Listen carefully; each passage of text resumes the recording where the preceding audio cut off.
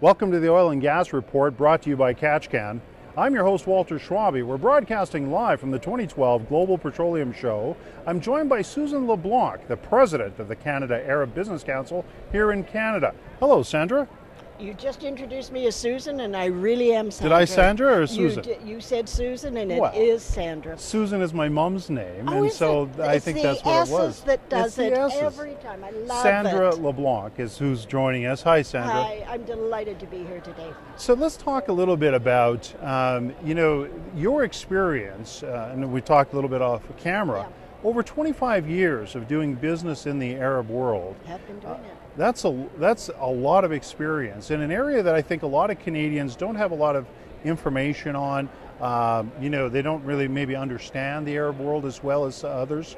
So tell us, what's the first thing that comes to mind when you're doing business in the Arab world, in the energy sector in particular? What are some of the things that you come to mind over the experience you've gained? I think the best advice you can give to Canadian companies that are going into the Arab-speaking world, and you can look at North Africa, you can look at the UAE, the Gulf region, you can look at a number of areas.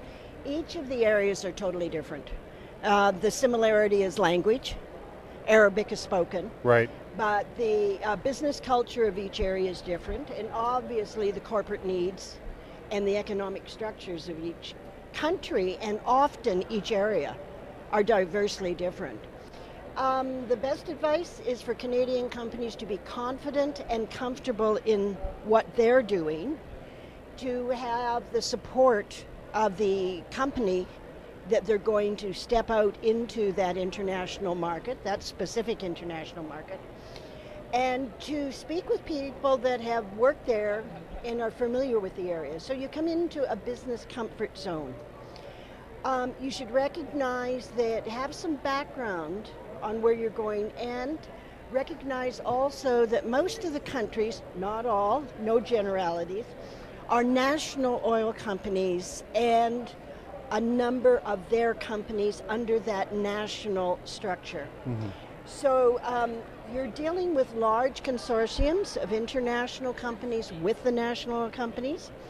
In other cases, you're dealing with trading families that actually have worked with those companies for many, many years, bringing service and products.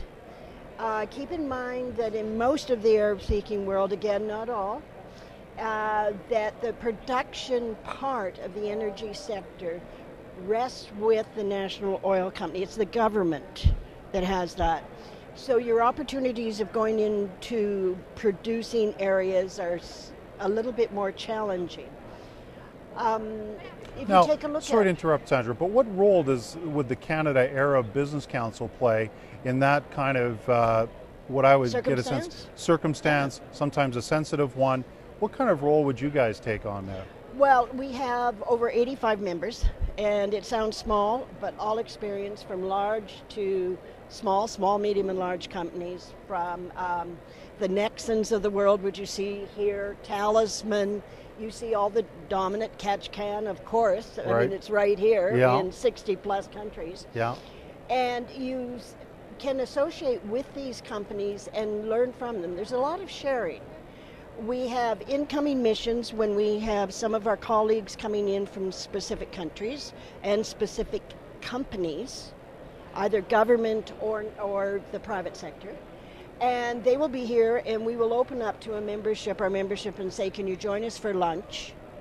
We have Mr. So-and-so or whoever's coming in. Would you like to meet with them?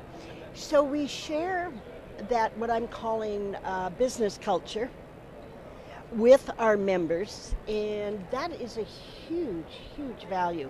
Right. Getting into companies. Absolutely. With well, that. So many companies wouldn't know where to start necessarily. No.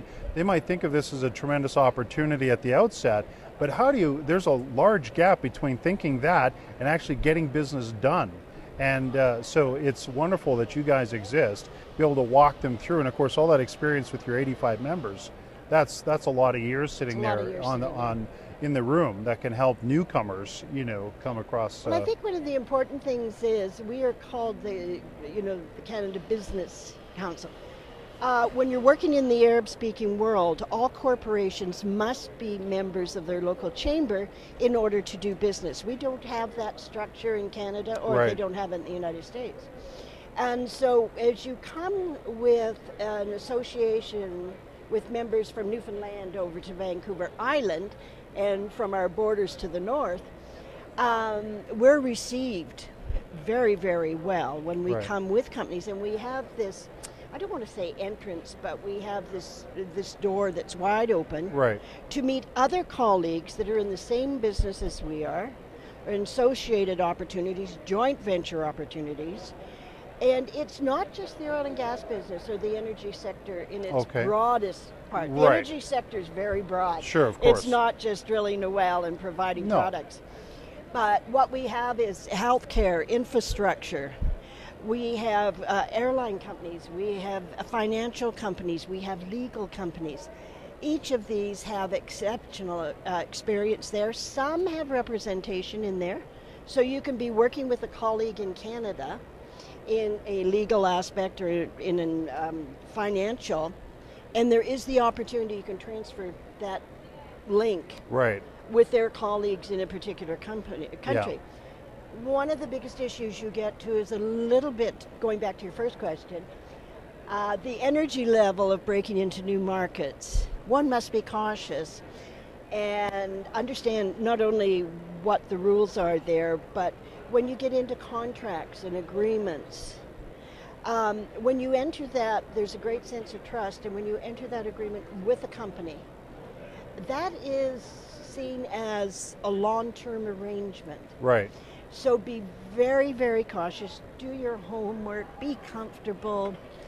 Recognize the people that you're sending over there are going to make 1 trip and 2 trips and 3 trips and 4 trips. Right.